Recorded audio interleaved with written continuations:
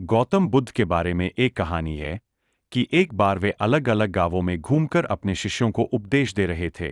एक गांव में वे उपदेश दे रहे थे और वहां एक गुस्से वाला व्यक्ति भी मौजूद था। वह बुद्ध की बातों से नाराज हो गया और उन्हें अपमानजनक बातें कहने लगा। एक दिन गौतम बुद्ध अपने शिष्यों के साथ एकदम शांत बैठे हुए थे।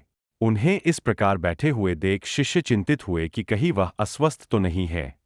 एक शिष्य ने उनसे पूछा कि आज वह मौन क्यों बैठे हैं? क्या शिष्यों से कोई गलती हो गई है?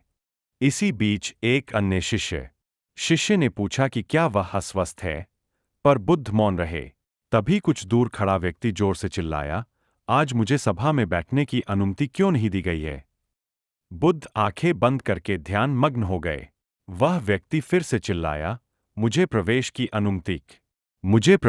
अनुमति क्यों नहीं मिली? इसी बीच एक उदार शिष्य ने उसका पक्ष लेते हुए कहा कि उसे सभा में आने की अनुमति प्रदान की जाए। बुद्ध ने आंखें खोली और बोले, नहीं, वह अछूत है, उसे आज्ञा नहीं दी जा सकती। यह सुनकर शिष्यों को बड़ा आश्चर्य हुआ। बुद्ध उनके मन का भाव समझ गए और बोले, हाँ, वह अछूत है। इस पर कई शिष्य बोले, हमारे आश्रम में जात पात का कोई भेद ही नहीं, फिर वह अछूत कैसे हो गया? तब बुद्ध ने समझाया, आज वह क्रोधित होकर आया है। क्रोध से जीवन की एकाग्रता भंग होती है। बुद्ध उनके मन का भाव समझ गए और बोले, हाँ, वह अछूत है। इस पर कई शिष्य बोले, हमारे आश्रम में जात पात का कोई भेद ही नहीं, फिर वह अछूत कैसे हो गया?